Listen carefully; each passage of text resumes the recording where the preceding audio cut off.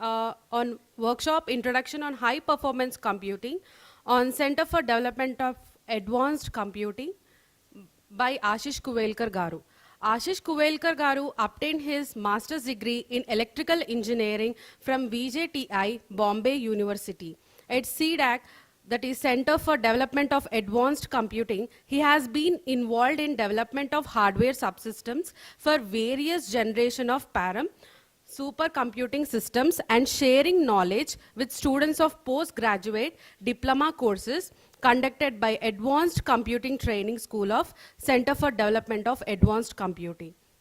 Currently, in his role as a convener of expert group on human resources development of the National Supercomputing Mission, he is involved in leading the activities of the expert group and implementing its mandate of building HPC-aware manpower by working with the stakeholders from educational and research institutes in India and abroad and with the industry. Sir, I request you to please come on to the dais.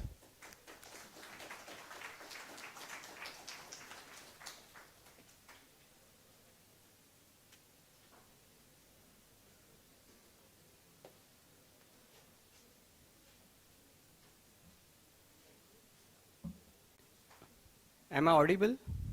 Okay. Good afternoon. So, I am going to talk to you about what is high performance computing is. And this particular symposium is on data driven deep disruption. And I attended just the session before this, little bit of it. And that talked about how they collect the data, the video data, and how they interpret it, and how they help in helping the driver. So many of these AI systems or the technologies that you would have heard about, they need some computing systems on which you run those algorithms. And high performance computing is one such kind of hardware or such kind of system that can also be used for AI related applications. I think they are feeling hot. So in the morning they were feeling very cold. Now they are feeling hot. Maybe you can turn the AC on for some time and then that can be switched off later. Okay, so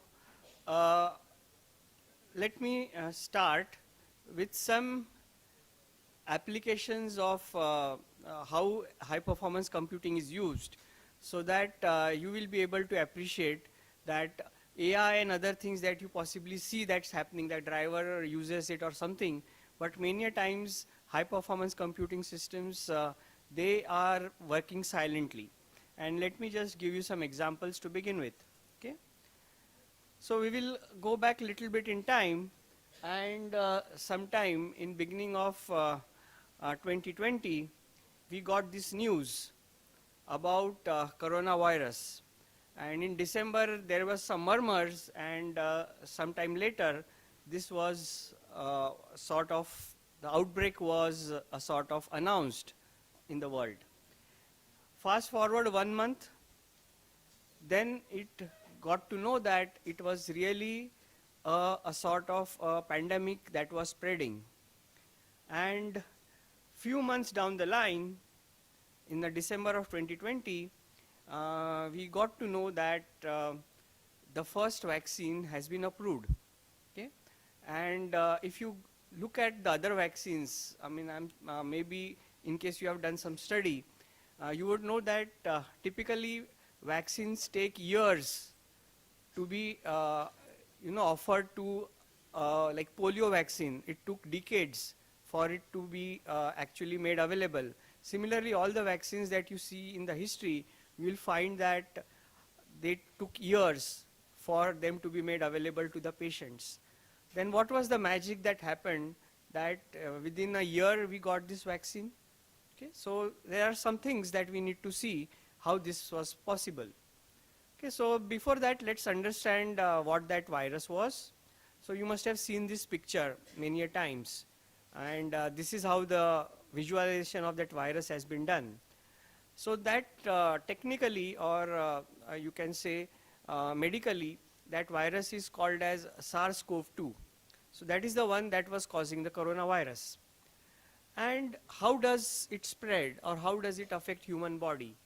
So the scientists have found that when it affects human cell, it enters the human cell through what is called as a lock and key effect, as the scientists call it. So what is that? So you, in the picture that you see, you have some kind of spikes that you see on those on that virus.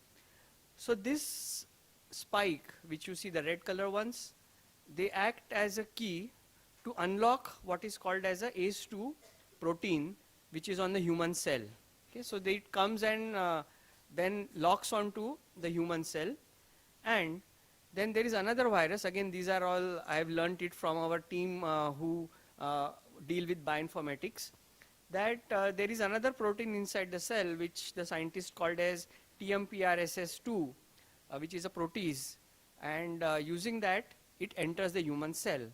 And once it has entered the human cell, then the virus can reproduce, replicate, and transmit itself. So this cycle is continued, and that's how one gets affected by corona. Now, how did we come to know this? We come to know this because what is called as wet lab. So when I mentioned traditionally the vaccines took a few years, because it was purely done through what is called as wet lab. So experiments, the pharmacists, the scientists, the medical fraternity, they would do these experiments in the lab, and they would come out with how the behavior of a particular virus is. Then they would find out how to take care of this virus. So now, what is the difference that has happened now? Wet labs are there, but there are simulations that were done on the HPC centers.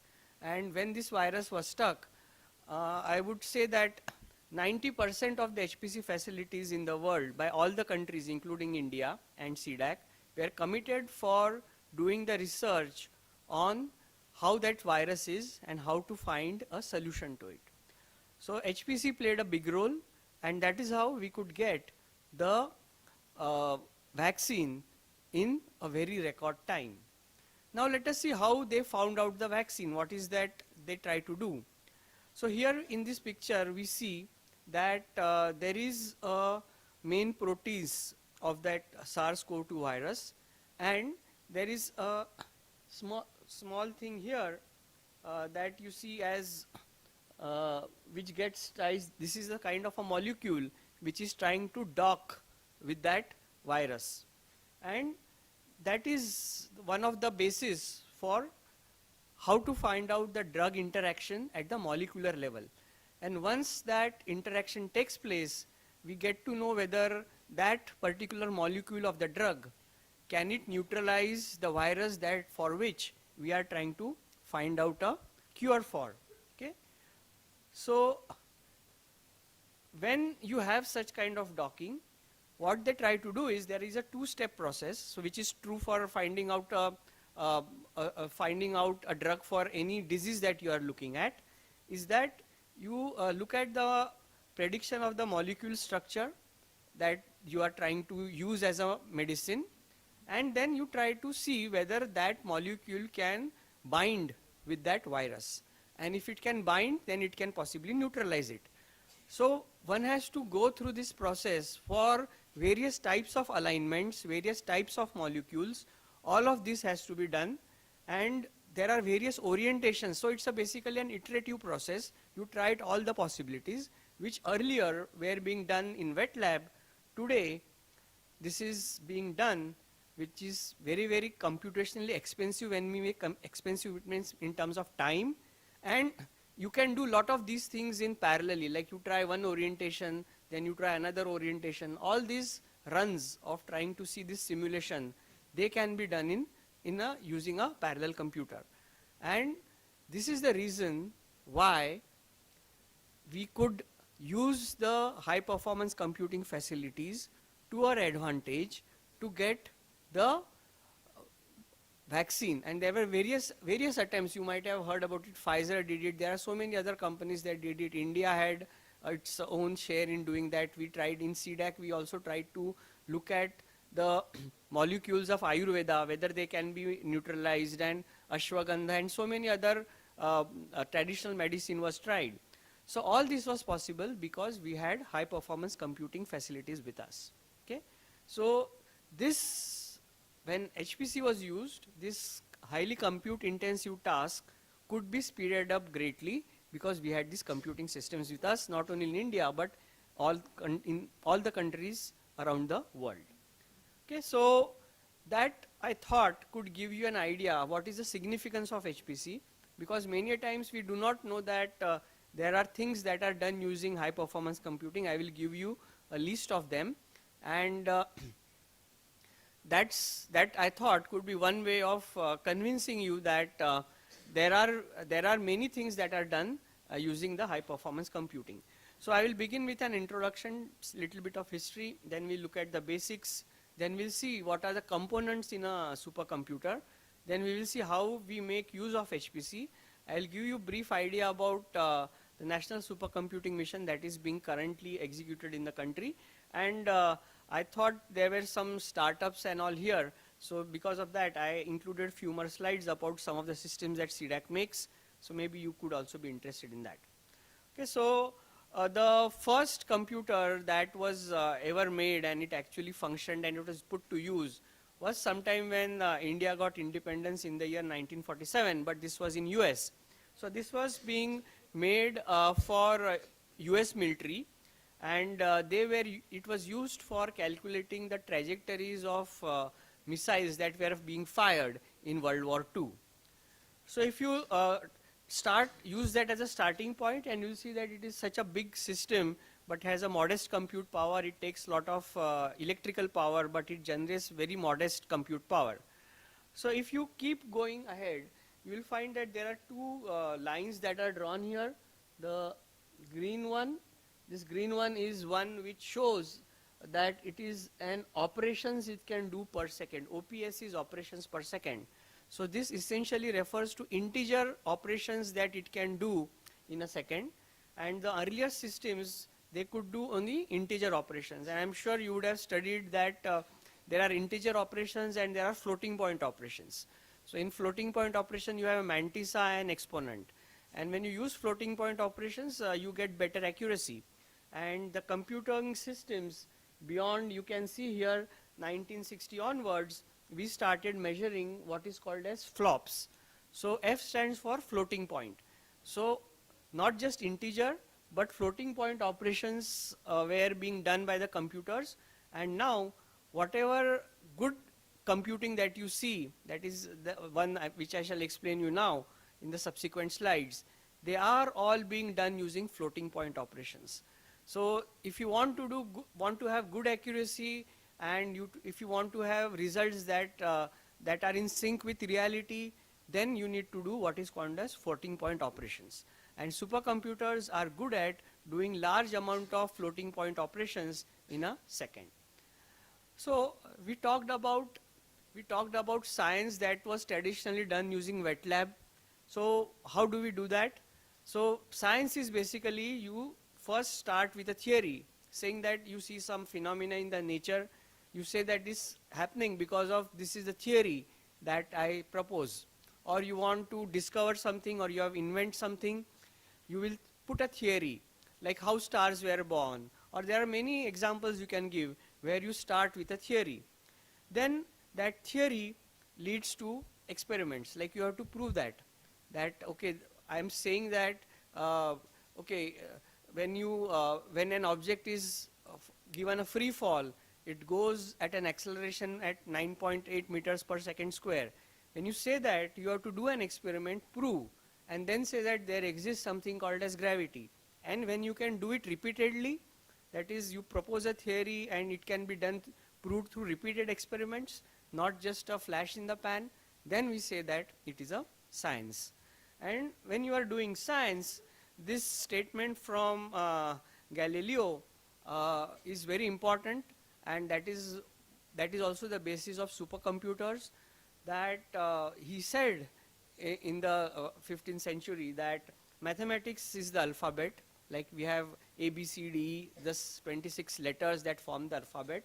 Similarly, he said that mathematics is the alphabet with which God has written the universe, which means any phenomena that you see in the universe that's happening, not just Earth, anywhere, you will be able to have a theory that can be based on the mathematics. So whether you do physics, chemistry, biology, any of these sciences, astronomy, astrophysics, mathematics is the basis of it. And that is what is exploited by computers and specifically supercomputers. So the modern way, what helped us, how you do science today, you always have the theory, you always have the experiments to prove it, but now it is supplemented by computations. So that's the point I was trying to make when I gave you the first example, saying how the cure or the vaccine for corona was found out in such a record time. That's because the computation today plays a great role when we do science. And that's where we get this word called as computational science. That is, you have science which is based on mathematics. You have computer science. I'm sure many of you are students of computer science where you study algorithms and other things, how to apply that. And when you put all these things together, you get what is called as computational science, and that is the basis of usage of supercomputers. So I will give you some examples where the supercomputers are being used. They are used in science, they are used in engineering. Let's begin with some examples from the scientific background. So one of them, one of the earliest applications worldwide of supercomputers was atmospheric science. And incidentally, CDAC was born in 1988 when India wanted a supercomputer for weather prediction. And at that time, the only company that used to make was an American company called Cray. And India wanted that supercomputer, and it was denied to us. Because as we shall see, there are many uses of supercomputer. So at that time, those in power in US, they felt that India might take it for saying that they need it for weather forecasting, but they can use it for design of missiles, for nuclear reactors, and it's a dual-edge technology.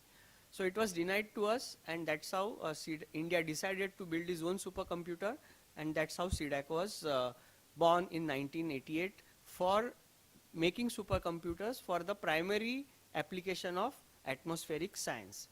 So what do we do with this? First is weather forecasting. So every day evening when you see in the news what's the weather going to be for tomorrow, or there are many sites that tell what the weather is going to be in a particular region, then it's being there is a program called WRF, and that program is run on supercomputer. It's a model of weather. And still, the scientists are still trying to improve the model. They are trying to make it sure that the model is being updated to make the weather prediction as good as possible. So weather forecasting is one of the major applications of HPC. Then climate change, that's the new thing. You might have heard about COP27, the conference that was held few weeks or maybe just last week, wherein the world is grappling with climate change because of the emissions that are happening and the ozone layer being depleted, and because of which unprecedented flood, extreme weather conditions, these are happening. So trying to model it, trying to predict how that change is going to be, and trying to save the earth from happening that by taking appropriate actions is what the supercomputers are used for predicting the climate change. Another important task that never existed maybe 50 years ago is air quality. Today we are all concerned about the quality of air that we breathe, especially in urban areas. This problem is even worse. Many of you would be aware that in this season the fog in Delhi becomes really bad because of various reasons. One of them being that the farmers they burn their the remnants of the crop they have taken. So there are many such reasons, vehicular pollution, and there are many such things which result in air quality deteriorating. So correctly predicting, modeling it and predicting and controlling it is one of the applications of HPC. Earth science, that's another important science that uses HPC, which deals with understanding the physical properties of structures like water bodies, then mountains, and things that are below the surface of Earth. All that is taken care, or all that comes under the purview of earth science. And seismic exploration deals with uh,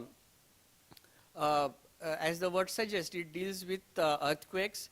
But as we all know, it's not possible to predict. Nobody can predict earthquakes. They happen because of some of the movements that happen below the crust of Earth.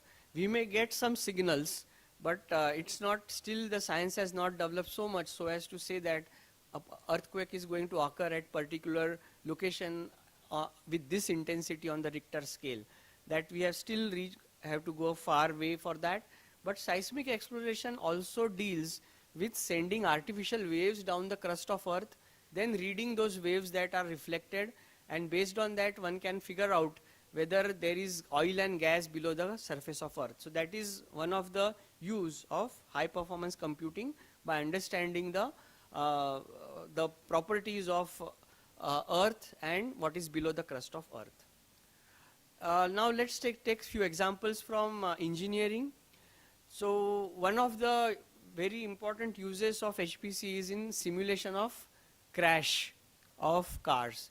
Some of you may be aware that there is an agency called NCAP, which gives the star ratings to the safety of a car.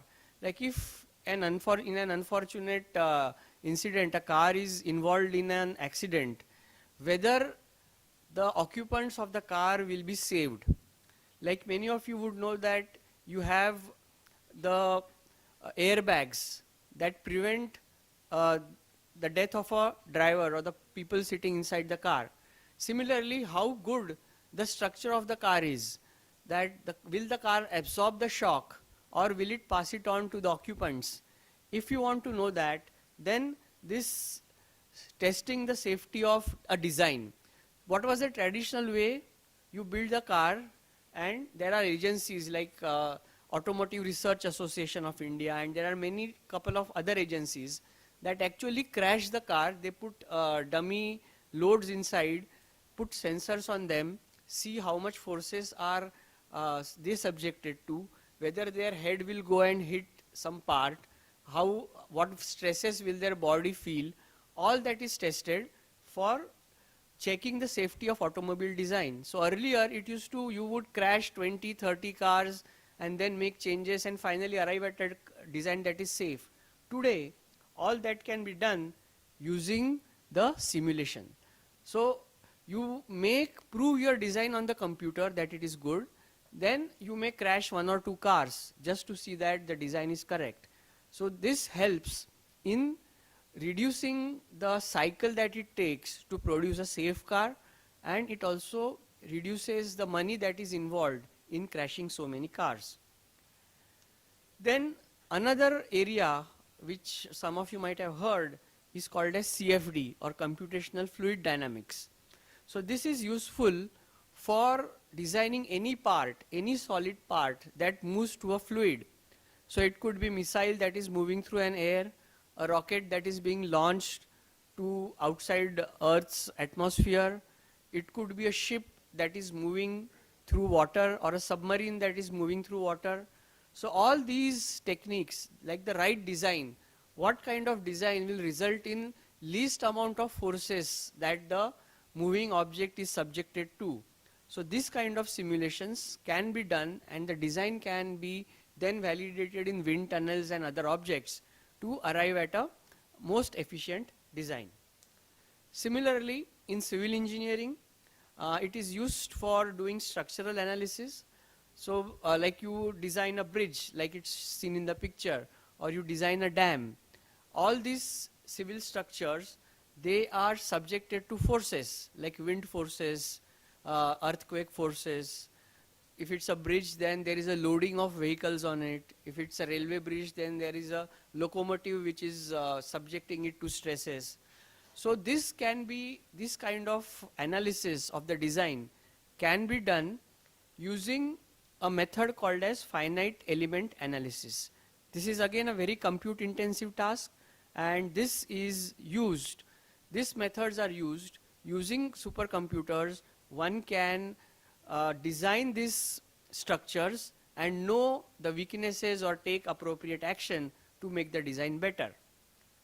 Then this, all of you might have seen this kind of movies, avatars, or movies that have characters that are not real, but they look so real.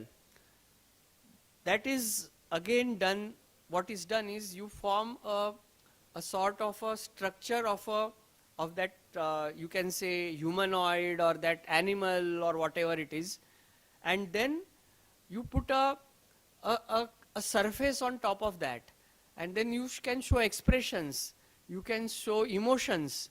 So if you have to do that, that's a very, very compute intensive task.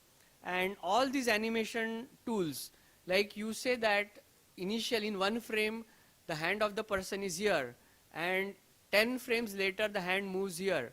So this rendering of all of this can be done using scientific processing algorithms. And all the major companies in the world that produce this, like Pixar, DreamWorks, they all use what is called as graphics processing unit, and that is all they use high performance computing. So these are some of the examples where high performance computing used. Maybe you may be aware of some of them, maybe you are not aware of many of them. So this could be an eye opener for you that HPC is not something very costly and something that is not accessible to anybody, but it is being used widely by researchers, by scientists, and even in many of the educational institutes, I shall tell you later, they have supercomputers with them today. So we will begin with what is the basic idea behind this, how does all this work. Okay? So the basic principle that drives the HPC is that you have large problems, and these large problems can be divided into smaller ones. Okay?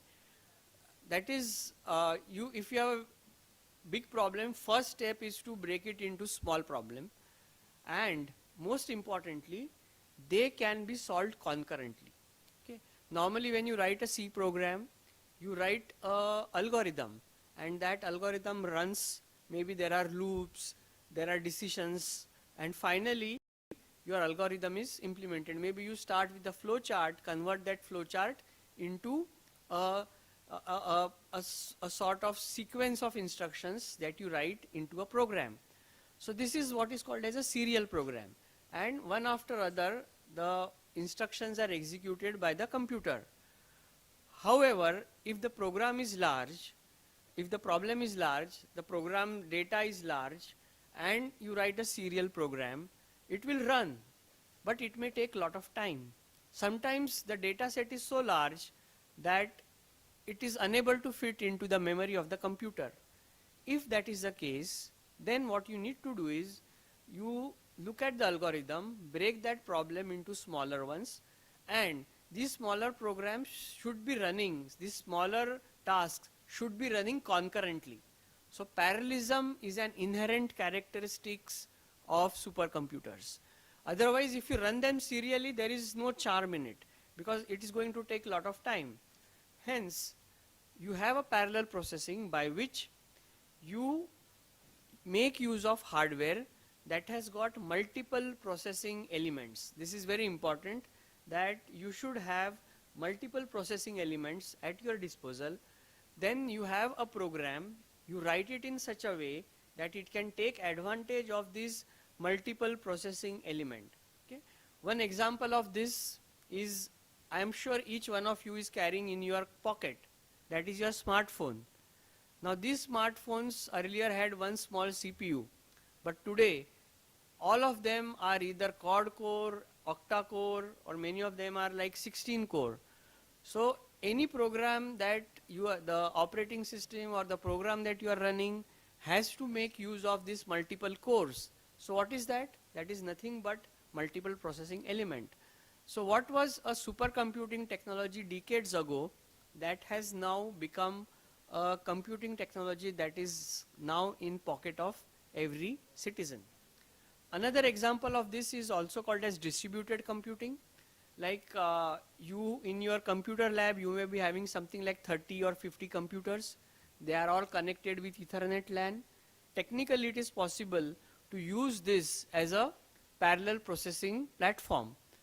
So you use the network to transmit data, and you have a mechanism by which all these computers will act together to solve a big problem. The concept is same, that you need multiple processing elements. They could be in form of cores, or they could be form of certain CPUs on a motherboard, or they could be spread across a lab. But the concept is same, that you have multiple computing elements and you assign small tasks to each of these computing elements.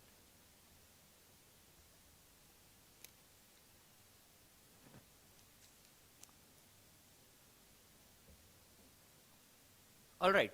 So taking this forward, then what is high performance computing? So high performance computing makes use of this basic principle of parallel processing.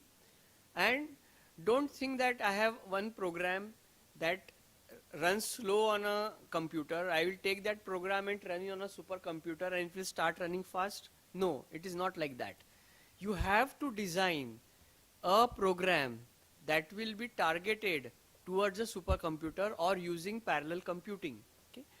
So advanced application programs, meaning you have a big task to solve, only then you make use of a supercomputer. It is not that your serial program will automatically run fast because it's a supercomputer. No, that can happen if your program is running on a 1 gigahertz processor and you run it on a 3 gigahertz processor, the program may run faster. But not any program that you take will run 10 times or 100 times faster just by taking into supercomputer. No, you use it when you have numeric simulations, you have modeling or large amount of data to be processed. So if you have a big problem to solve, then only you should approach a supercomputer, and it should be such that it requires a lot of mathematical calculations. That is very important. If you have a program, if you have a problem to solve that involves lot of mathematical calculations, then you will be, the supercomputer or high performance computing is the right platform for you. Okay? And you have to design these applications from ground up, and there are few applications I told you: weather forecasting, computational fluid dynamics, finite element methods, partial differential equations. So if you have to do that, that kind of calculations, then you can use supercomputers. They are then the right platform for use. And what is the definition of a supercomputer? We will say that the fastest supercomputer today that exists, a set of fastest supercomputers, they will be called as the supercomputers, the fastest set of computers. Another example I will give you. The first supercomputer that CDAC designed in 1988 had less power, less compute power than the mobile phones of today. So what are we trying to explain here? We are trying to say that what were supercomputers of yesterday, they no longer remain the supercomputers of today or tomorrow, because better and better computers are coming every day, and the top of those are called as supercomputers. So I kept mentioning floating point operations, and that is the metric that we use to measure the power of a supercomputer. Okay? So this is actually, it stands for floating point operations per second. Okay? And then depending upon how many operations are being done, like if you have 10 to the power 6 operations per second, we will call it as a megaflop. Okay? 10 to the power 9 gigaflop, 10 to the power 12 teraflop, petaflop. Today the fastest supercomputer is slightly above 1 exaflop. And the supercomputers that are going to come later, the terms are already set for them: zettaflops and yottaflops. Okay? And which are the top supercomputers in the world? There is a website called top500.org. So this particular website, it has the list of top supercomputers in the world. Now you will ask, how does it find out which are those top supercomputers in the world? The way they do it is, they run a program called as a benchmark. So what is a benchmark? It's a program. Suppose you want to select a computer for, let's say, running AutoCAD. You want to set up a lab and you want a best computer for it. What is the way you will find out which is the best one, what is the right amount of memory, how much CPU speed it should have? There are some computers available in the market. You will take a program, run it there and see how much time does it take. Let's say you have a 3D model. How fast does it render? What are you doing? You are essentially benchmarking, trying to use the same yardstick to measure the performance of various computers. So that is called as benchmark. And the benchmark that is used for rating the supercomputers is called as high performance LinPack. So that's a program. So CDAC sets up a supercomputer, Param Siddhi AI. They will run this HPL benchmark. It will give a result saying that your supercomputer's power is 5 petaflop. It will say that. If you run the program for a couple of days and it will give you a result. That result you submit to the top 500 website. And they will take such submissions and come out with a list. Okay, so here is a graph that shows from the year 1990s till 2023 or 2022, how the power of supercomputers increased.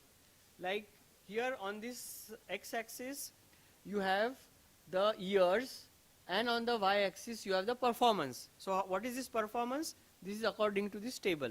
How much teraflop, how much petaflop, and today, if you see this, I think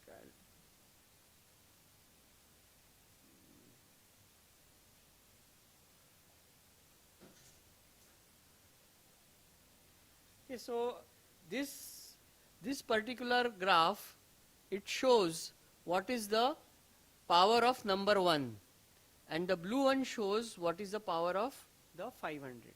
So like this, the graph, if you see, it keep increasing, and the top one today, what you see here, is just above 1 exaflop. And where is it? It is installed at a laboratory called Oak Ridge Laboratory, which is under Department of Electronics in US. And this is the first supercomputer to have crossed the 1 exaflop boundary. Another inference we can draw is, let's say this computer in the year 1995, it had a rating of 100 gigaflops. If you draw a horizontal line, this has become 500. When? In the year somewhere around 2004. So what is the conclusion? That within certain period, the top supercomputer, let's say 6 years or 7 years, the top supercomputer does not remain in the list. It gets a performance which is less than the rank 500. So that is one that one can see from here, that the supercomputers, they become outdated very fast. For that matter, any computer you buy today, a laptop that you buy today, you may not be using it after 3 or 4 years, because you would have got better and better computers. That applies to supercomputers as well. Okay? So now let us try and understand, how do you build a supercomputing system? Okay? So let's take an example. Earlier, the supercomputing systems that were built were like let's say here is an example of earth moving machine. So you want to move more amount of earth in an hour, you will make a bigger wheel. Then you will have a bigger diesel engine. You will have the entire thing bigger, and then it will be able to move more amount of earth. So that is how faster and faster supercomputers were built in the 1980s and 90s. That I mentioned to you, Cray supercomputers, they were built like that. Okay? But subsequently what happened was, people tried to use another method. Now take the same example that you want to move the earth. What do? You divide the field into 9 parts and take these JCB machines, which are very easily available, cheaper, and then you can have the same effect. Suppose you want to have, you can put 20 such machines, your area will get doubled. So it is a scalable technique, and this is called as a cluster. So what is a cluster? Cluster is the same example that I gave you, that in your lab you have 20 computers, you connect them using uh, you connect them using a network, and that is called as a cluster. So here we see this, the Cray supercomputer that was custom built, and that was equivalent to the big machine that we had.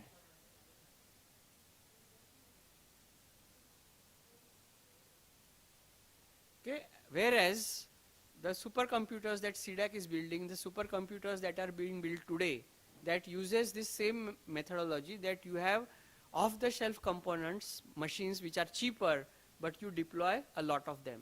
So maybe this picture is you are not able to see, but each of these is a computer. So there are 9 computers in one rack, and there are so many racks. So you have 288 computers that are connected together, and that is how you have Param UA 2. So this is one of the supercomputers at CDAC Pune. So what is inside this? Let's try and understand that.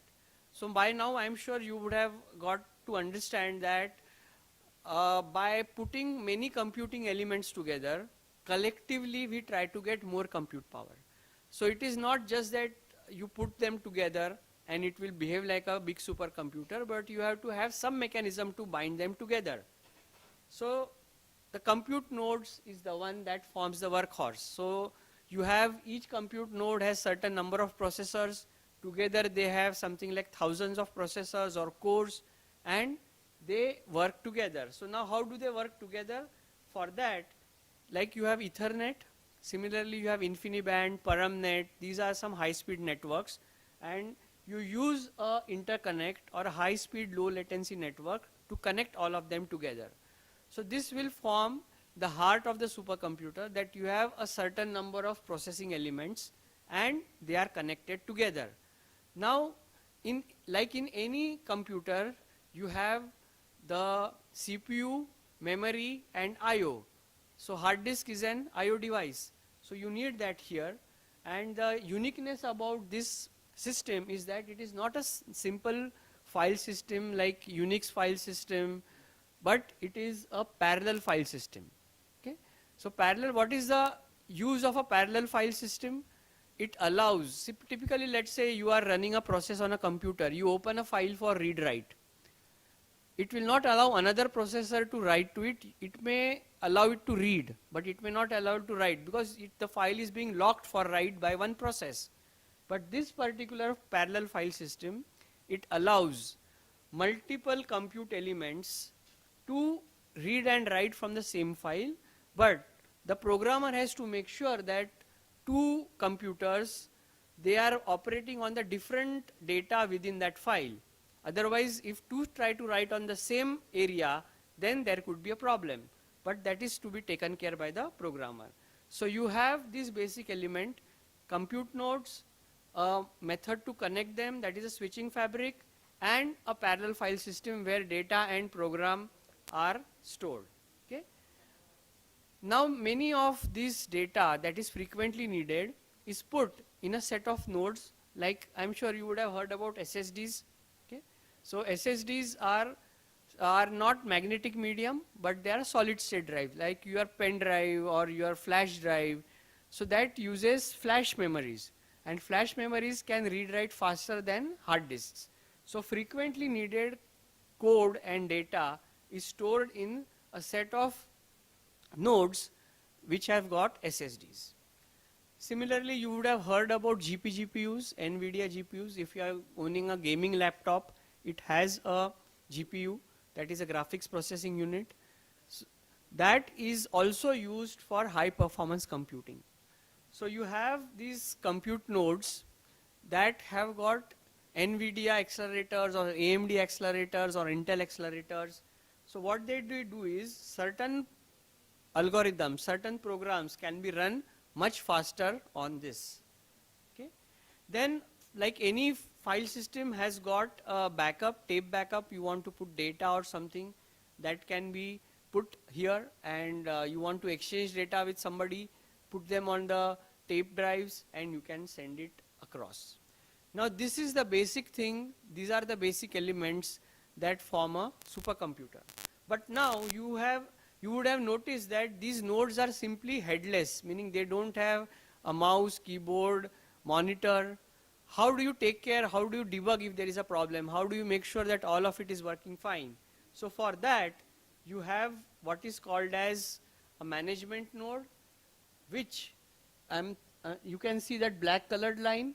So there are two networks, one the red color line, which is a primary network for exchanging data, and a dedicated network, which is like a gigabit Ethernet network, by which the system administrators, they use this management node to collect information whether the compute nodes are working fine, if they are facing any problem. All that can be seen from the management node. Similarly, when a user wants to run a program on these compute nodes, you have a dedicated set of nodes called as login nodes. And on this login nodes, the user logs in and then he fires a job on the compute nodes. So you have internal users are in the local network. There is a gateway through which they reach the login node. So like I'm sure many of you would have used Unix, wherein you say login, giving a username and a password, and you then get a prompt. So in a supercomputer, the prompt that you will get would be on these login nodes. And this looks pretty complex, and that's why you need a dedicated set of system administrators who are on the management nodes and trying to manage the whole supercomputing system. Now that is the hardware part. It has to be complemented by the software. Okay? So here you see the operating system. So there are three parts: the operating system, the middleware, and the programming tools. And using this, you run applications on your supercomputer. So the operating system is a variant of Linux. CDAC uses CentOS. There are Fedora, Ubuntu. These are the other distributions. But CentOS is one of the popular ones that is used for supercomputers. Then you have some cluster monitoring tools. These are used to know whether the cluster is, which nodes in the cluster are up, which one are busy, which one are free. So that is done through cluster monitoring tools. You have a set of tools. I mentioned to you that on the login nodes you fire a job. When you fire a job, you say that I want so many nodes, 10 nodes, 16 nodes, 32 nodes. Who allots the nodes? The provisioning software. So what does it do? It keeps a track of which jobs are in the queue, which one is next to run, how many nodes does it want, whether they are free or not. All that is done by the provisioning tools. Then you have a file system, which is, as I mentioned to you, there is a parallel file system, that is the Lustre file system. And then you go one level above, you have the programming tools. So typically you use for in your day-to-day work, you use C compiler, then a loader and a linker. First a linker to link the libraries, then a loader, and you get an image that can be run. So here you have the application libraries which help you. They're like doing the mathematics of it. So parallel operations of the libraries is required to be done, so that is offered by this. And of course you have the development tools, which includes the compiler, parallel compiler. You have the performance monitoring tools, which tell you what are the hotspots in your program, how it can be improved. So using all of this, a programmer will write a parallel program and then he will run it on a parallel computing system. Okay? So to recap, the component of the supercomputer, first you need processors, a large amount of them. Then each processor should have good amount of memory, because the code and data is going to be stored in that memory. Then we also said that if this large number of processors have to work together, then you need a system by which you can interconnect all of these systems. Okay? So you need a system area network.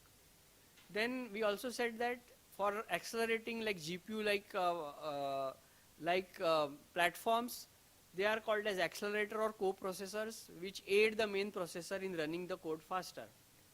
And of course, we mentioned that this data and code has to come from the storage, which has got its own set of hard disk, the accelerator, SSDs, and a parallel file system. Then we also saw that stack, which at the bottommost layer has the operating system and the compilers. Then you have, I will explain a little bit about MPI later, that's a message passing interface. And you need mechanisms to see that your computing program performs at its optimal level. And using this, you develop an application software which like your same as C program, but it is a parallel program that runs on multiple processors. Okay. So what are the features that each of these component has? Processors have got higher frequency, that the best processors available today will be used in making the supercomputers. As I mentioned earlier, floating point unit, floating point operations is a key for that. So more number of floating point units is what is needed. Then more the number of cores per chip, like I mentioned quad core, octa core. The Xeon processors, they have got 16 cores. Some of the AMD processors, they have got 64 cores. So these are the these help in having more processing unit at your disposal. Cache memory, some of you might have heard about this. It's a fast memory that sits between the main memory and the CPU. So that is called as a cache memory. So more the cache, more data can be fitting in a faster memory. Have you studied Flynn's classification of computers? Some of you would have studied, those who are from computer science background. In third year, they would have studied it, Flynn's classification. In that, there is something called as single instruction multiple data. That's a kind of architecture of the CPU. So that is called as, in technical terms, it's called as vector processing capability. They help in running the program faster. Here is an example. Intel has got a processor called Sandy Bridge, that Xeon Sandy Bridge, that runs at 3 gigahertz. It has got 8 core, 20 megabytes cache. It can do 8 floating point operation in one clock cycle. That is 3 into 10 to the power 9 times in a second. It can do 8 floating point operations. So many of them. So, and you have many such processors in your supercomputer. Memory.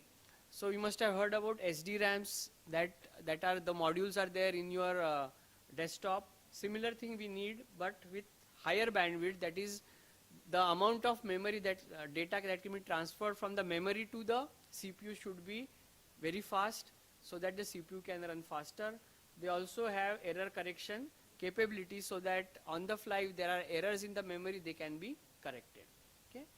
Interconnect. So these are the networks similar to your Ethernet that allow the computers to talk to each other.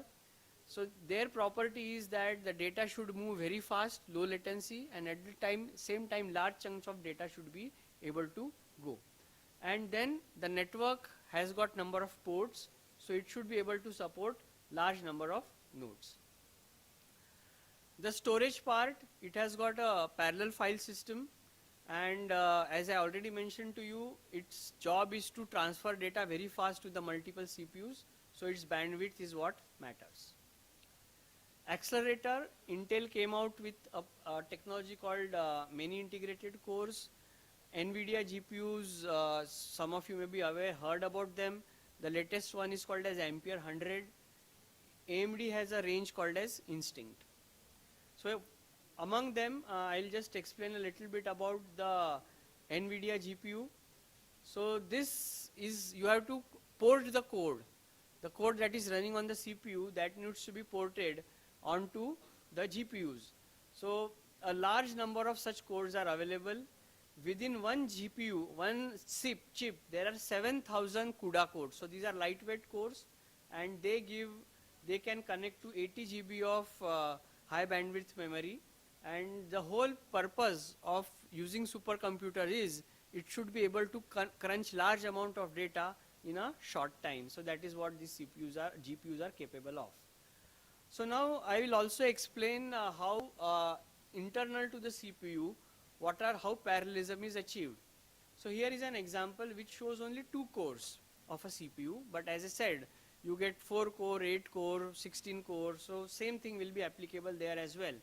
So each CPU you see here, it has got its private memory that is called as L1 cache, and both of them share what is called as a L2 cache, that is a level 2 cache. So level 1 cache is closest to the CPU, it is private to the core, and then we have a memory, L2 memory, which is common to both of them, and they in turn connect. So the front side bus connects to the main memory.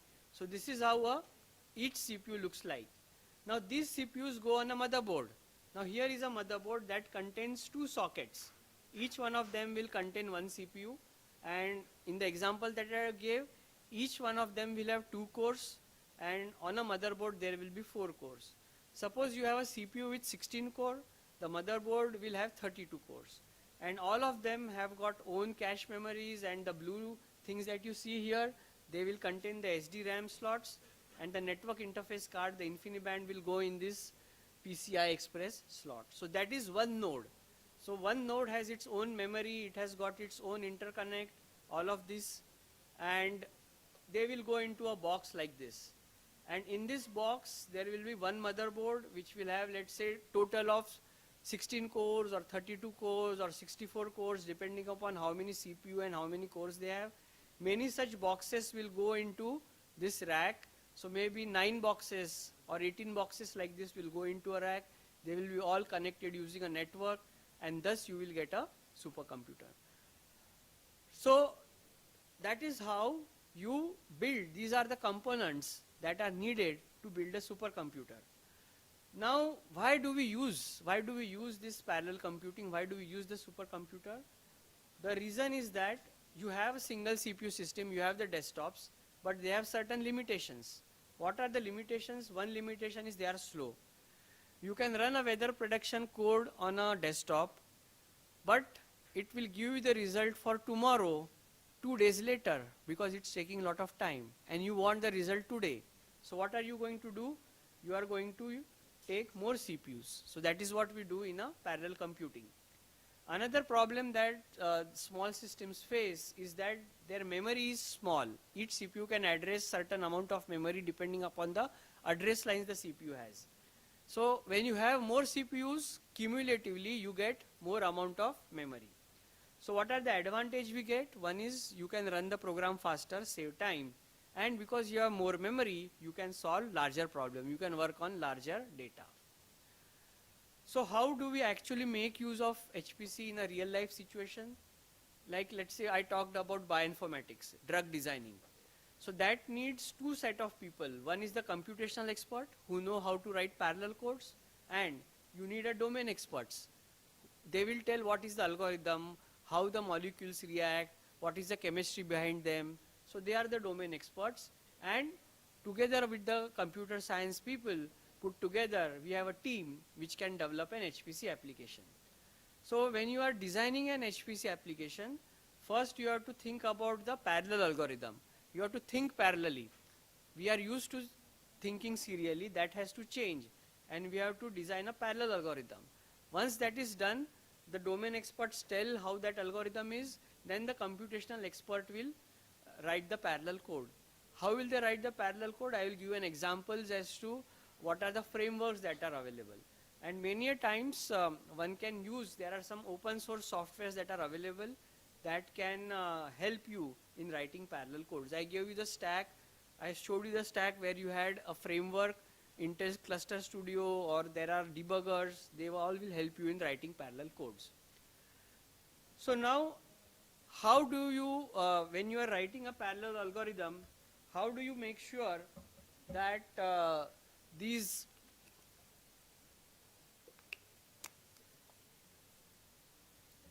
codes, they run optimally? So one is that you have large number of processors, and this large number of processors are to be used. It's like a factory has so many number of workers, and the manager's job is to make sure that all the workers are busy all the time.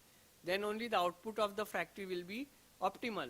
So same thing is done here, that each processor, you divide the work among the processor.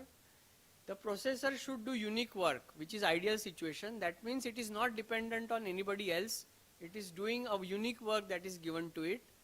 Then as a result, there is no communication between the processors, that is at the minimal, and the work is divided in such a way that all processors do equal work. But this is not actually possible in practice.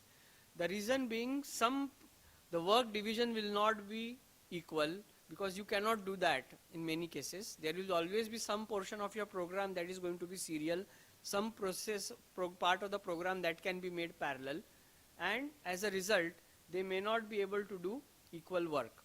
But this is ideal situation. We try to write the code in such a way that you approach the this ideal situation. So there are some attributes that one sees in the parallel algorithms if you want to take advantage of the underlying parallel hardware.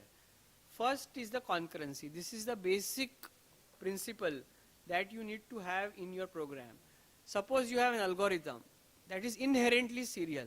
There is nothing that can be done parallel in it, then that program is not suitable for supercomputers. The algorithm that you have should have concurrency.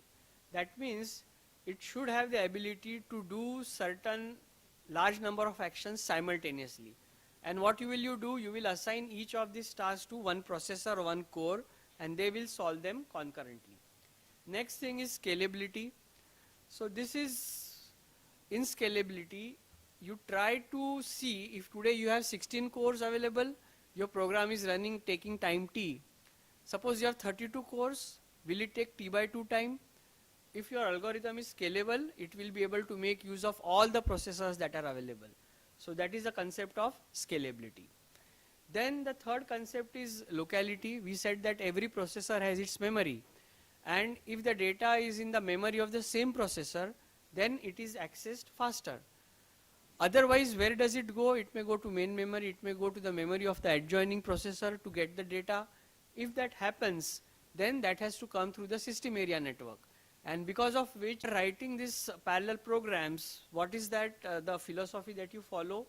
First is that you distribute the data to the memory on which the code is going to run. So you distribute the code to the memory of the processor. Then each program, each code on each processor runs independently, and sometimes they have to talk to each other. So that is called as synchronization of the workflow. That's where the individual processors, they will complete their task and wait for others to finish.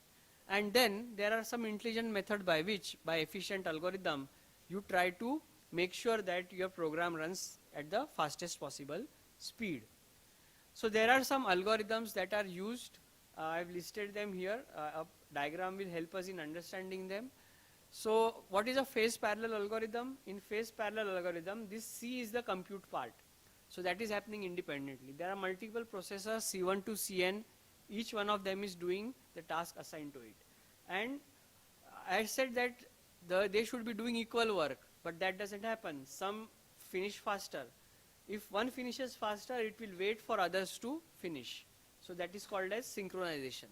So there are two phases, compute and synchronize. So it's like you are running a relay race. So one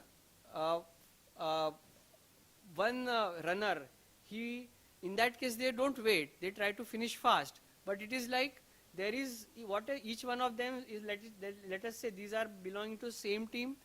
This is the point where they will exchange the baton. That means this fellow has finished his task, he is handing over the baton to the next one. But here what happens is all of them wait for the slowest one to finish. So that is called as phase parallel.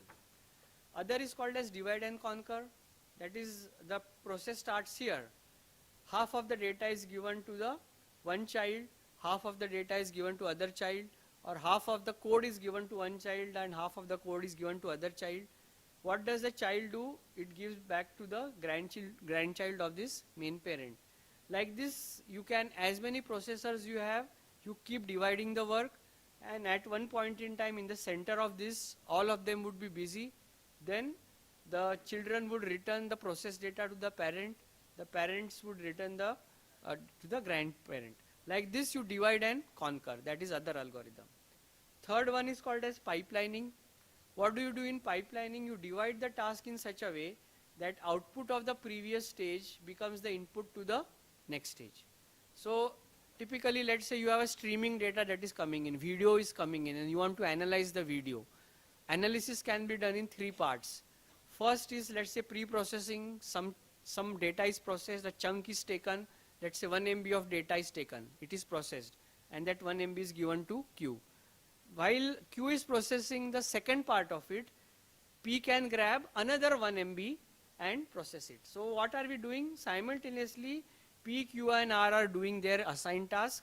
such that output of P goes to Q, output of Q goes to R, and thus the task is completed. So all of them are acting in parallel, but they are acting on the different portions of the algorithm, that is pipelining. And the final one is called as process farm. As many workers you have, you keep adding them. The master will divide the work among the worker will return it back to the master. Process farm can be viewed upon a variation of the divide and conquer. In divide and conquer, the child gives it to the parent, whereas there is only one level of parent and child relationship here. The master gives it to the worker. As many workers you have, that much division of work will be done, and it will be given to multiple workers. So these are some of the standard algorithms. You can have a mix and match of this. That depends upon what is the logic that you want to implement, what is the kind of parallelism you have. So all that is a part of the design of the algorithm or adoption of an algorithm for a given use case. So now, how will you write a parallel program? What are the tools that are available to you? So there are few well-known methods of writing parallel program. First framework is called as OpenMP. Okay? So OpenMP will work on a shared memory computer. So what is a shared memory computer? The one that I showed you here. This is a shared memory computer. These two processors are sharing the memory that is present here. All of them can, all the cores of these, all the two processors, they can equally access the memory. So this kind of computer is called as a shared memory computer, and that uses a programming framework called as OpenMP. So OpenMP you can run it, even OpenMP can run it on your laptop also, because your laptop is definitely having more than one cores. And this, how do you tell what portion is to be parallelized? You tell the compiler. I'm sure you have heard about compiler directives like #pragma, and they are not the actual part of your code, but they tell the compiler what to do. So #pragmas are compiler directives, so they can be used for programming using OpenMP. Other one is called as MPI, message passing interface. This is useful when you want to communicate between the nodes. We saw that here we have a network which is connecting all these nodes.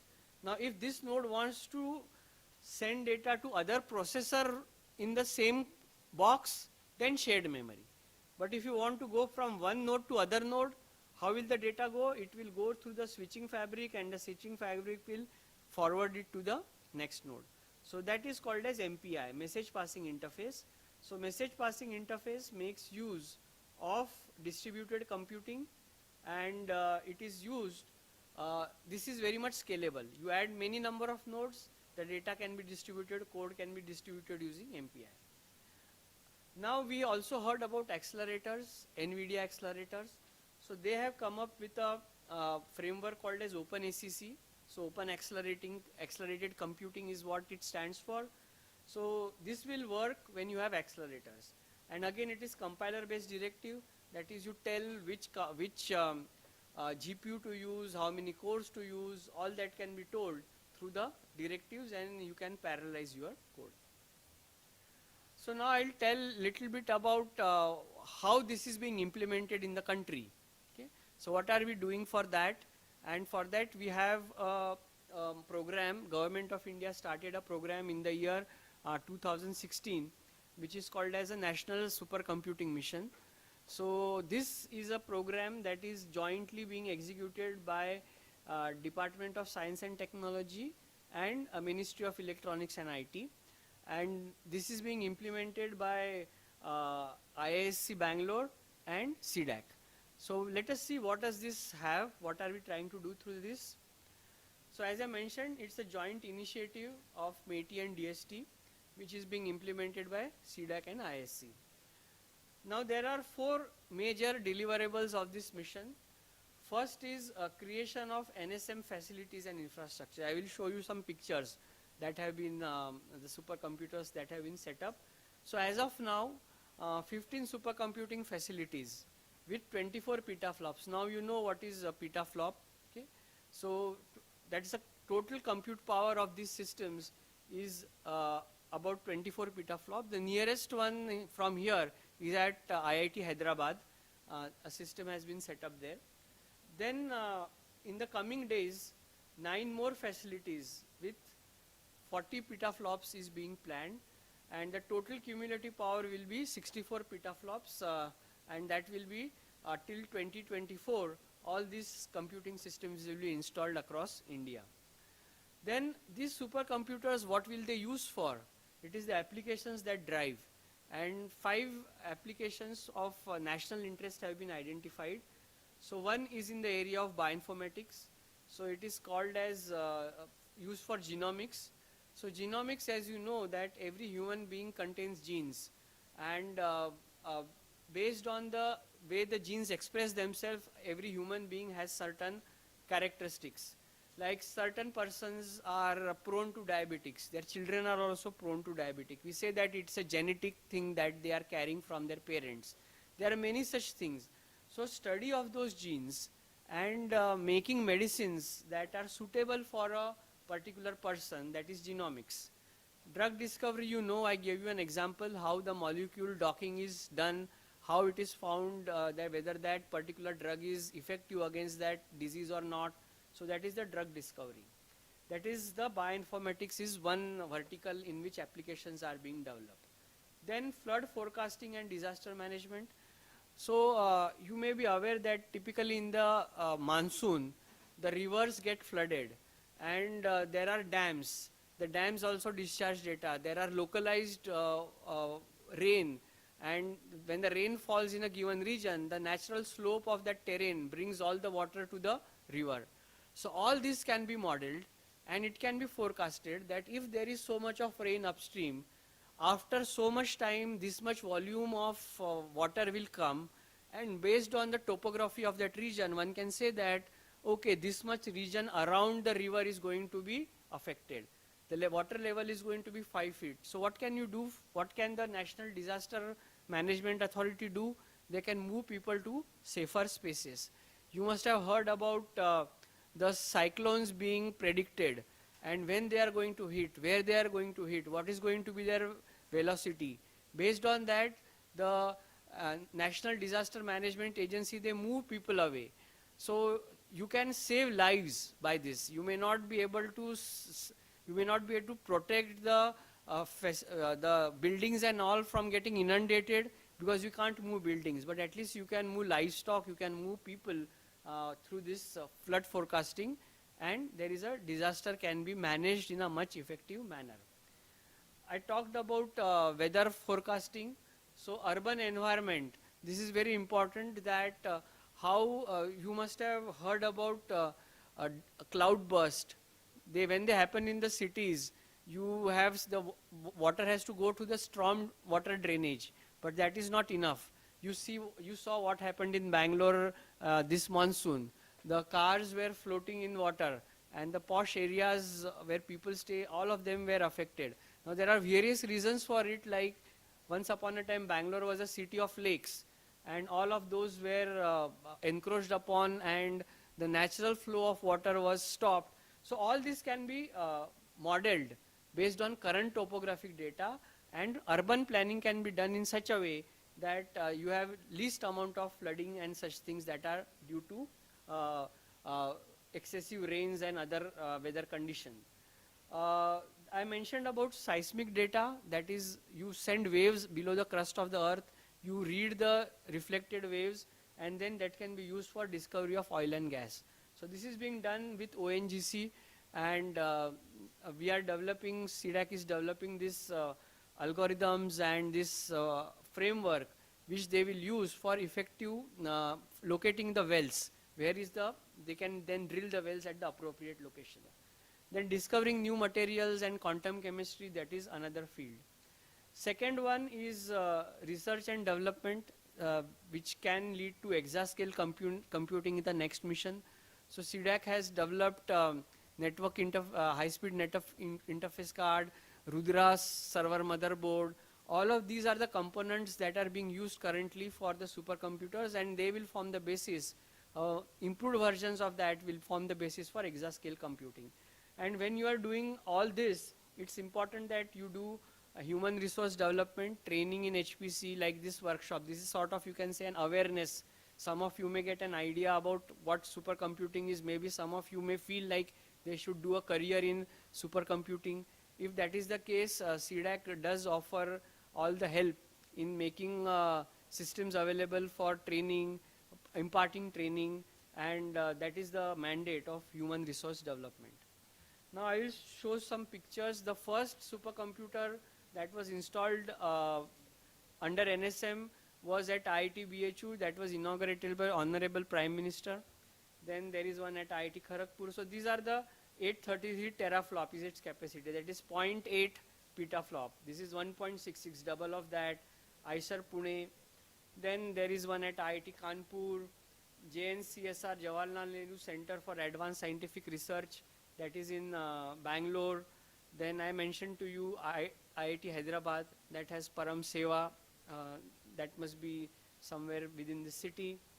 Then this is NABI, is Agricultural Research Organization, that's at Mohali. So they have one supercomputer. CDAC Bangalore has got one.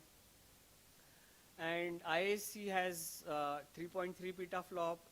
Then IIT Roorkee, that also has got 1.67. So these are the systems that have already been installed, and as I mentioned, these are used by the respective institutes near those institutes. All of them get chance to use these systems.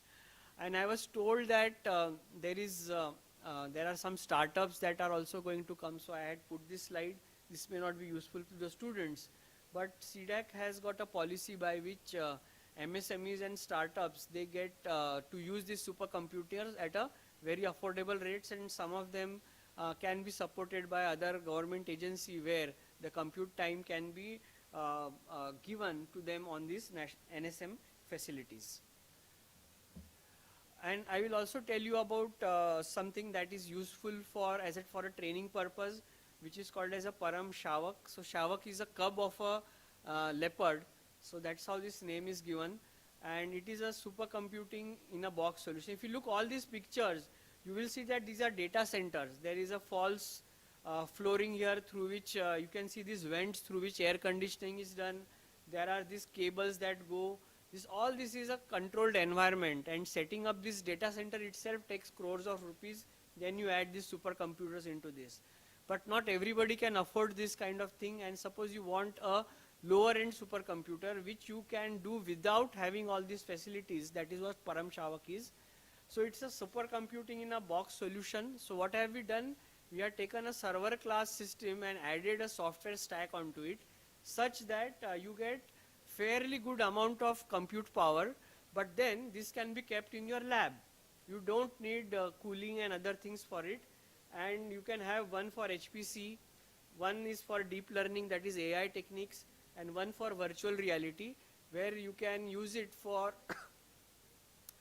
imparting training, like how do you train a sailor about interiors of a submarine? You can use virtual reality. Or you want to train a worker as to how to open a particular car, that all can be shown through this. So who are the potential users for this? Like somebody who doesn't know supercomputing but want to learn it in his lab. So these new users can use it. There are some, you already know about HPC, but you don't, you have modest needs, you don't need a big supercomputer, but you want one for your own needs, then you can have it. Or you are a developer. So this Param Shavak contains exactly the same software stack that you saw for the main computer. So you have the hardware, storage, OS, all the tools. So the purpose is that you can use it in your lab, develop the code, but when you need performance, you can come to the main computing systems. Okay, so I've reached almost the end of my session. I will just have a summary. Maybe you were not aware, but today HPC is in use in our day-to-day life. but most of the time it is working silently, so we may not be aware of it. The basic principle in which HPC works is that it makes use of parallel computing, that we saw how it makes use. And it's not just the compute nodes that are there, but there are many components other than that. And there, once you have these parallel elements, you need to make use of it effectively, and that can be done through using the right algorithm. Once you have the algorithm, you have to write the code. And how will you write a parallel code? You have things like OpenMP, MPI, OpenACC, CUDA. These are the frameworks that are available. And in the last 2-3 slides, I told you that under this, what National Supercomputing Mission is, what are its objectives, and they have a mechanism by which if there are startups and MSMEs, they can medium and micro organizations, small and medium micro organization enterprises, they can make use of it. And I also gave you a brief idea about Param Shavak, which can be used as a training platform or a platform for modest computing uses. So this is a time, if you have any questions, I would be ready to take them. He has one.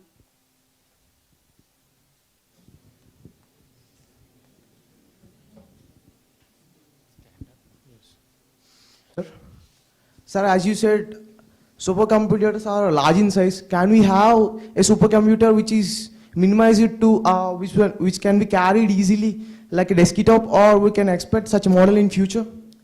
So I gave you that example, Param Shavak. It's a desk side. It doesn't need cooling. It doesn't make, so others, if you visit a supercomputing facility, they need large amount of cooling and all that. So that is all not required for this. So that is the smallest we can have. The one that I showed you, its architecture is no different than a server. It has got 2 CPUs. Each CPU has got 16 cores, so total 32 cores you have got. So it has got all the hardware and software that a normal supercomputer has, but it is you can say a stripped down version of it. So it cannot, I mean, for that matter, suppose you want to develop OpenMP programs, that can be done even your laptop which has got Linux as an OS. So point being made is that you have various types of platforms available, some, but they will have limitation. Nothing can beat a full-fledged supercomputing system.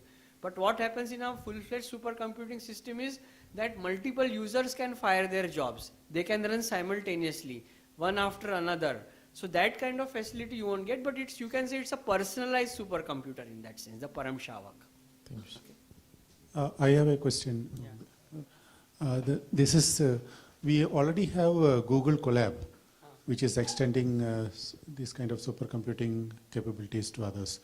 Does CDAC have any plans for that, similar plans for that? So currently all the systems that we have, see what happens is that making a facility available on a cloud has its own advantages. The basic thing being that you can, now this must be free for you, but in general cloud, the idea behind having a cloud system is that you don't invest in any of this hardware or software.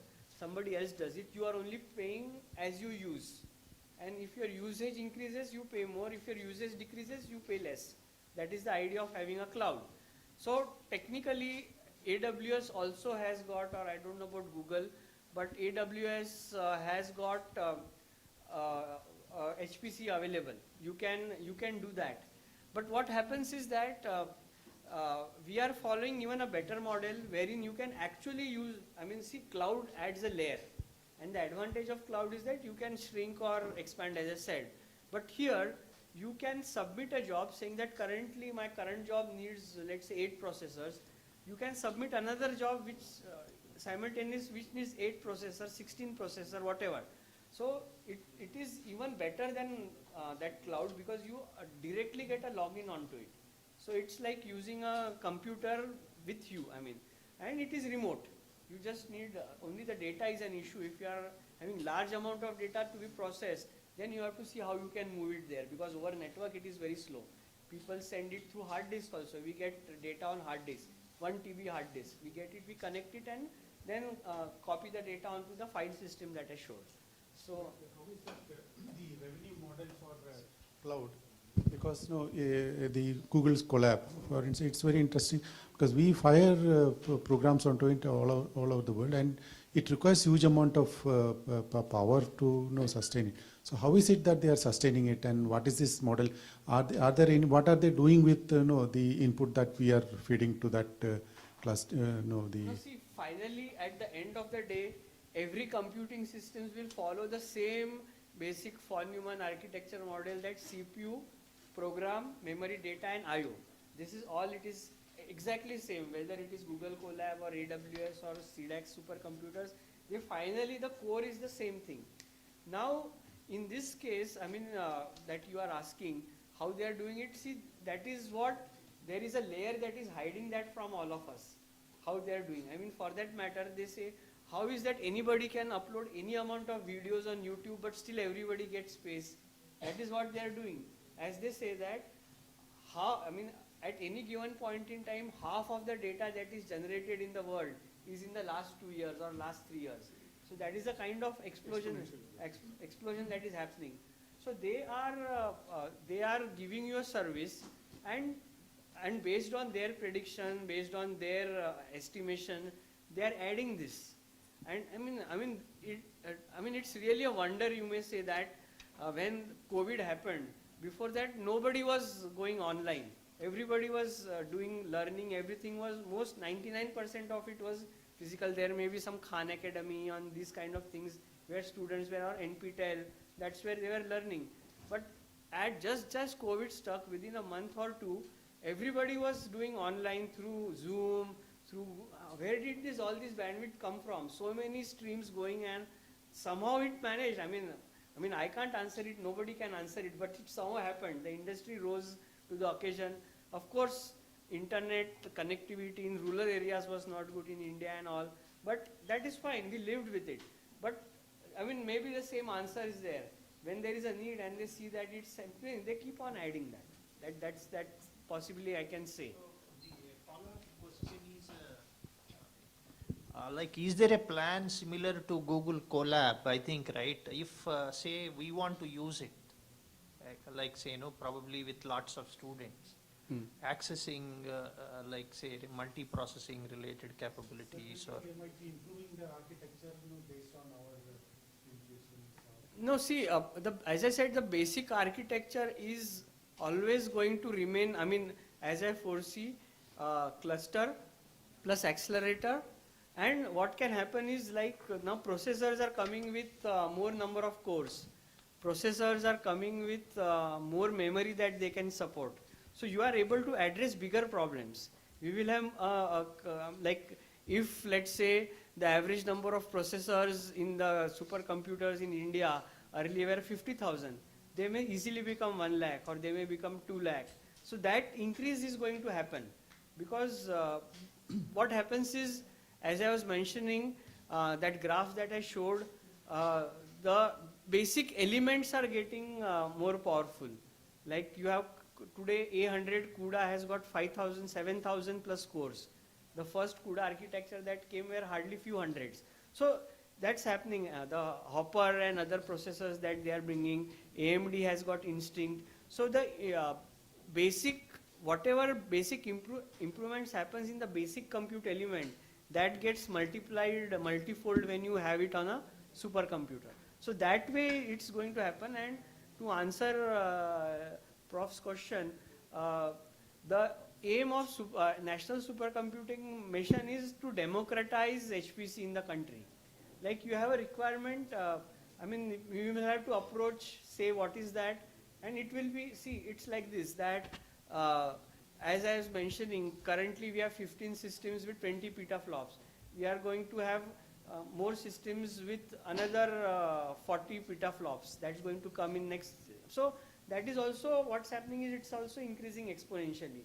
And whatever is available, it is to be used based on the needs, that collective needs that we have.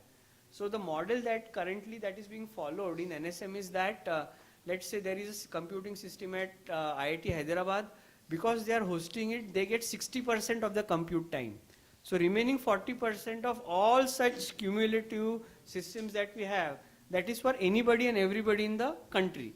Only thing is the genuineness of the requirement has to, there will be a mechanism to gauge that, so that nobody hogs it just for that. Maybe the head of the institute endorses it, or some mechanism, bare minimum mechanism there is going to be. We used to have something known as the National Knowledge Network, Yeah. which was also this high performance. So all these supercomputers are connected to NKN. So any institute that has got an NKN connectivity can get access to any of these supercomputers. How about the tier 2, tier 3 institutions? Correct. So the way it, I mean, I didn't get into details of NSM, but there is the way they are doing is a hub and spoke model. Let us say, suppose you're talking about, let's say in Telangana. At the moment, the only facility that is available here is typically IIT Hyderabad. I mean, you go a little bit south, there is one at NIT Trichy. You go a little bit southeast, there is the big facility as at ISC Bangalore. So like this, these in and around that area, they will be, I mean, that 40% is for them. Remaining 40% is within the geographical region. That's how it's supposed to be. In the last 10 years or so, I think last 10 or 15 years, China suddenly overtook USA as the number one, and it was a huge explosion in numbers, not a trivial one. So what is the model that they are following? What are the applications? How is their supercomputing mission different from ours? How do they popularize and become so first? So what China does in any field is brute force, okay, and they go hook or crook, whether it is railways.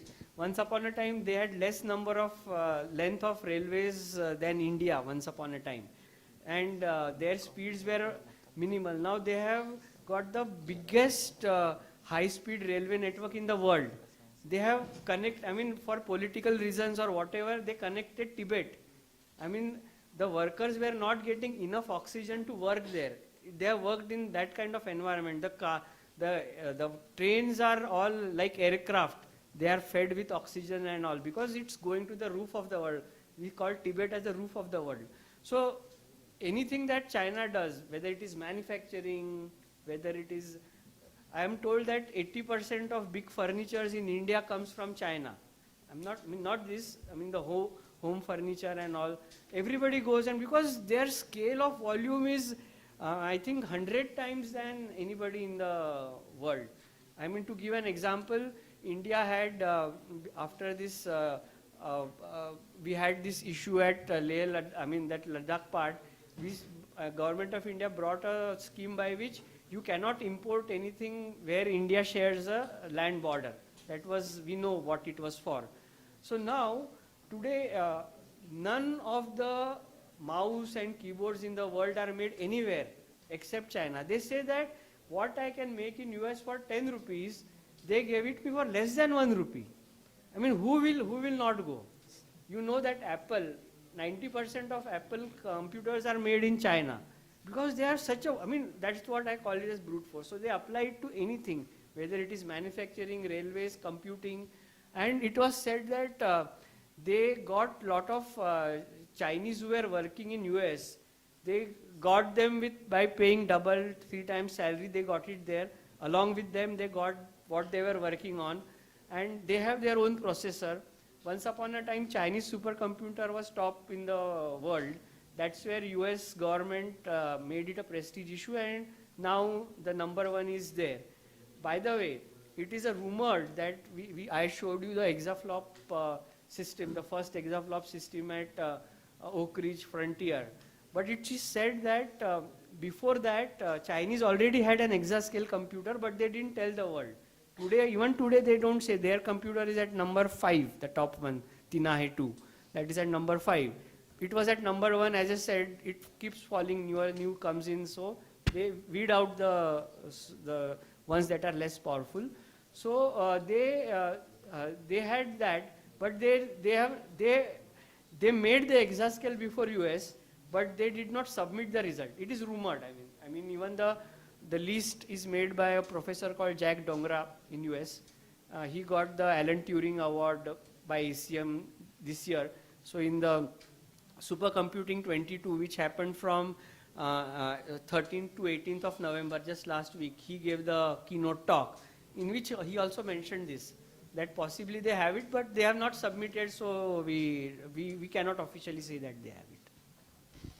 Yeah. Yeah, so I had a question with respect to the difference between any cluster computing system or HPC, high performance computing. So obviously there is a computational speed kind of difference, but can you go into the specifics of like how do you differentiate between the two? Between HPC and? No, any cluster computing system like cloud computing, like sir mentioned Colab or anything, right?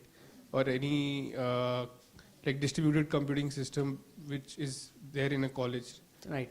So if you take a distributed computing system, let's say take an example. Let's say you have 20 computers in your lab connected using modest Ethernet like you have here, 1 GB Ethernet. That's the minimum you get these days. So that also fits into the definition of supercomputer because you have parallel computing elements and they have a mechanism to talk to each other. That is what is basically needed. But there is a program you can search for. I mean, it's now quite old, Beowulf, BWOLF, Beowulf cluster. So what it aims is that you don't use any specialized thing, you use whatever is available with you and make a cluster out of it and it will run. For that matter, people have also made this same parallel computing infrastructure using Raspberry Pi. I'm sure all of here know what Raspberry Pi is. So it has got an Ethernet port, it has got 4-core CPU. So yeah, I mean even in CDAC we tried that, and this HPL benchmark that I said, which is used for top end, that also runs on it. For that matter, you can try this. HPL benchmark is available even for Android, and you can check what is the LinPack equivalent of your your mobile phone has. You will find that it is more than what the first param that CDAC made in 1988. So it can be proved. I mean, point is that it is also distributed computing is a you can say a subset of it, okay? But supercomputing is purpose designed. So what will we do? We will have the network which is much faster. This network is, Ethernet is meant to scale millions of nodes. I mean, you can say all the computers in the world are connected using Ethernet, and you have the long distance links, telecom links which are connecting to that. But you have a mechanism by which every computer has got a unique address and they are communicating with each other. You have servers anywhere in the world, but using browser you can reach them. So this is the basic underlining is Ethernet. Ethernet's, the word Ethernet, how did it come? Because Robert Metcalfe, who conceived Ethernet, he felt that, I'm sure many of you know that where Earth's atmosphere ends, an ether starts. Like initially, how did light come to, now we say that light has dual nature, but earlier light was assumed to be a wave, only wave. Now then, that we had photon theory to explain high frequency and low frequency. Today in Halliday-Resnick, many of you would have remember reading, light has dual nature. So light is a wave, and how does wave travel from sun to earth without any medium? So they assumed ether, luminiferous ether. And that's how Robert Metcalfe said that I will call it Ethernet because someday it will reach moon. It will reach everywhere in the universe. So that is the basic purpose of Ethernet, that it should spread across scalability and distance at the cost of speed. What does InfiniBand ParamNet do? They sacrifice distance, but they gain on the latency and bandwidth. So that is a difference, right? So you can use a normal truck to carry sand or earth, but if you are excavating something, you need a dumper. If you are using it in a mine, you need even a bigger dumper, because the amount of the ore you want to move is much larger than the sand that you need for building your house. So the concept is same. Engine is internal combustion engine uses diesel, everything is same, but the scale is more. Here it's 10 HP, there it is 100 HP or 1000 HP. So that is the difference. Like you can say that it's kind of relative term. No, it is a specialized kind of hardware, software and network stack put together for fast transfer of data from memory of one node to another. That is how one can say. That you have a program, you have a problem to solve, you divide that problem into smaller ones, assign one problem to each of these processor which has got high memory and it can parallelly talk, all of them can parallelly talk to the storage, and all these attributes you add to see that, see, it is all about removing the bottleneck. You have to transfer data, I don't have it, my neighbor has it, how can I get it fast? So you have a design a high bandwidth, low latency network. All of them want to write data to the file system together. How can I make a mechanism for parallel file system? So it is all about purpose designing something to suit a particular way of solving the problem. That's how I will put it. He has a question here, to your left. Here.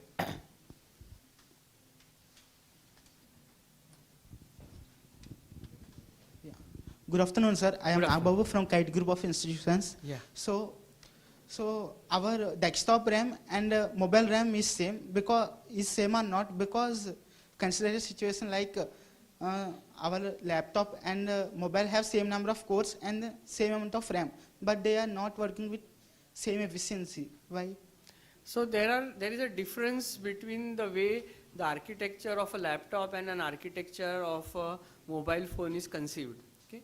So first thing is that we can look at the purpose for which they are designed. Okay.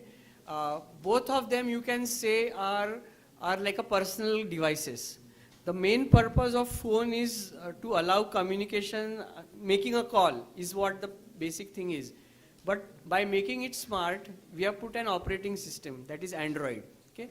And that Android is again tailored for a certain kind of architecture.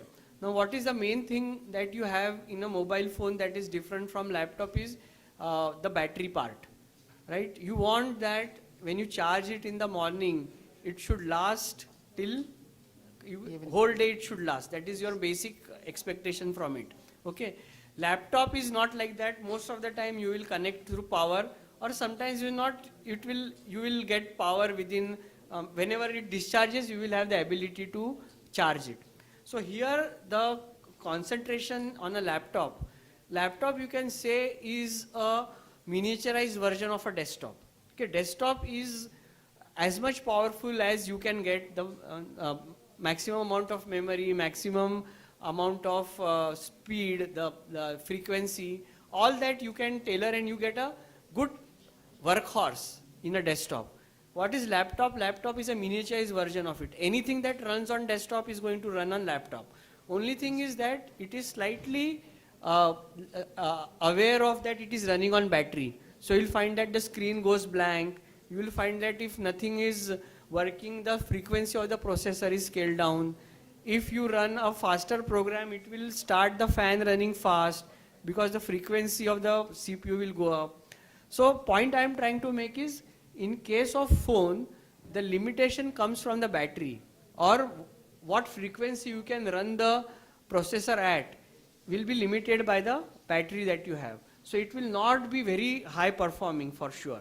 So within that, so any application that you write, anything that you write that runs on the mobile phone will be aware of the limited compute power that it has.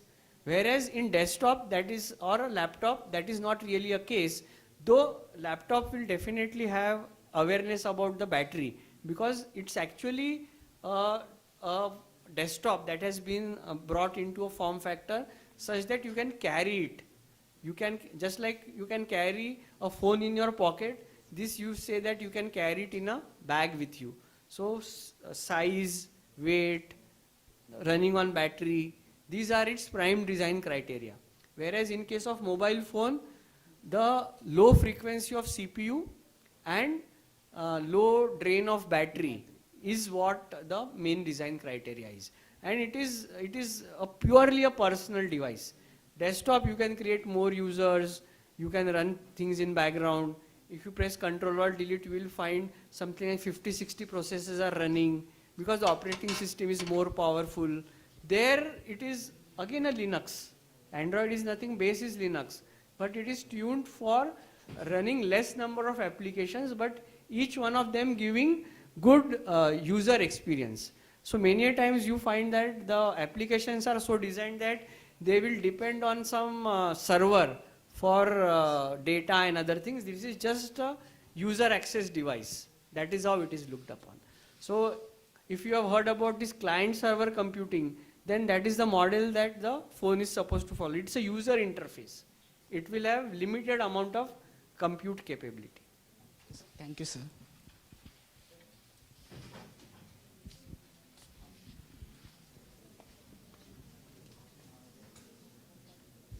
Sir, Yes. this is Vamsi from Kite. Yeah. How HPC performance measures, sir? Huh. Yes, sir. Right. So see, there are two ways of measuring it. One is called as the theoretical peak. So if you go to the top 500, you visit that website Yes, sir. and see the list. Okay, let's say you look at rank number 1 to 100. There will be two columns. One is called as R peak. So peak is something, there is a theoretical peak and there is a measured peak. What is theoretical peak? Assume that the CPU is running at 1 gigahertz. That is 1 into 10 to the 9 clock cycles in a second. Okay, sir. And assume that it can do one floating point operation in one cycle. So it will be 1 into 10 raised to 9 floating point operation that it can do theoretically. Okay, sir. But you run that HPL benchmark, the one I mentioned, high performance link pack HPL, then it will simulate real life condition, partial differential equations or structural mechanics equations. It will run, and then it will see while it run the program how many floating point operation could it actually do. So instead of 1 into 10 to the power 9, it could be 0.5 into 10 to the power 9 only. So that is the actual performance. So the list is made. So when we say that it is 1 exaflop, it is actually theoretical peak is 1.5 exaflop. Yes. But when the program was run, it found to be 1.1. Okay? Thank you, sir. Yes. I